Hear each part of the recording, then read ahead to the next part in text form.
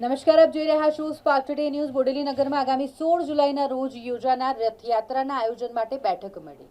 બોડેલી નગરના આંગણે આગામી 16 જુલાઈ ગુરુવારે અષાઢી બીજના દિવસે ભવ્ય રથયાત્રા યોજાવાની છે અને ત્યારે સુવ્યવસ્થિત રીતે રથયાત્રાના આયોજન માટે બોડેલીની વૈષ્ણવવાડી ખાતે મુખ્ય આયોજકો દીપક વિજયવર્ગીય, જિગ્નેશ ચોકસી, જયમીન પટેલ, અશ્વિનભાઈ શાહ, રજનીકાંત ગાંધી, કૌરવ શાહ, જયમિત પાઠક, બાબુભાઈ ચોકસી વગેરેની ઉપસ્થિતિમાં બેઠકનું આયોજન કરવામાં આવ્યું હતું, જેમાં બોડેલી નગરપાલિકાના વિવિધ વિસ્તારોમાંથી મોટી સંખ્યામાં યુવાનો અગ્રણી હાજર રહ્યા હતા। સતત 5મા વર્ષે નગરમાં યોજાવાની છે આ ભવ્ય રથયાત્રા, જેની રૂપરેખા આપવામાં આવી। રથયાત્રાનો રૂટ અને રથયાત્રામાં જોડાનાર ભાવિ ભક્તો માટે પીવાના પાણી સહિતની સુવિધાઓ અંગે સવિસ્તાર માહિતી અને માર્ગદર્શન પૂરું પાડી અને મોટી સંખ્યામાં ભક્તો આ રથયાત્રામાં જોડાય તે માટે જરૂરી આયોજન કરવા માટે તમામ યુવા ભક્તોને આહવાન કરવામાં આવ્યું હતું। જય જગન્નાથ।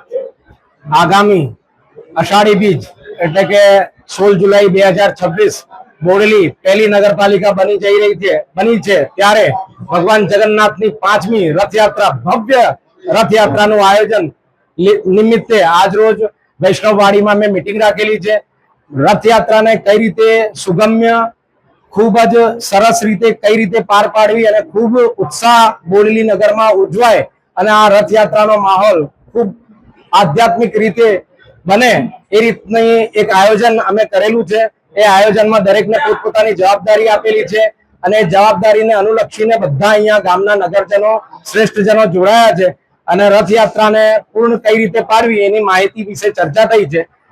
16 જુલાઈના રોજ ભગવાન જગન્નાથની ભવ્ય રથયાત્રા બોડેલીમાં નીકળવા જઈ રહી છે। આપ સૌનું આહવાન છે કે બધા જોડાશો, આ શ્રેષ્ઠ રથયાત્રામાં પોતાને ગૌરવાન્વિત બનાવશો। જય જગન્નાથ। રથયાત્રામાં બરેલીની ઝાંકી રહેશે, નાસિકના ઢોલ રહેશે, શનાઈ રહેશે, લોકોનો ઉત્સાહ રહેશે અને સૌથી ભવ્ય તો બોડેલીમાં ભગવાન જગન્નાથનો સ્વ રથ છે, જે ખરેખર આકર્ષણનું કેન્દ્ર છે। આપ સૌ એને જોતા રહીશો। પ્રસાદીનું પણ આયોજન ખોડિયાર માતાના મંદિરે રાખેલું છે, એ પણ ખૂબ સુંદર અને હાઇજીન તરીકે રાખવામાં આવે છે। આપ સૌને આહવાન છે કે ઢોકલિયાથી શરૂ થયેલી રથયાત્રા કે જે ખોડિયાર માતાના મંદિરે વિરામ લઈને અને નિજ સ્થાન જલારામ મંદિરે પહોંચશે, આપ સૌ એમાં જોડાશો। જય જગન્નાથ।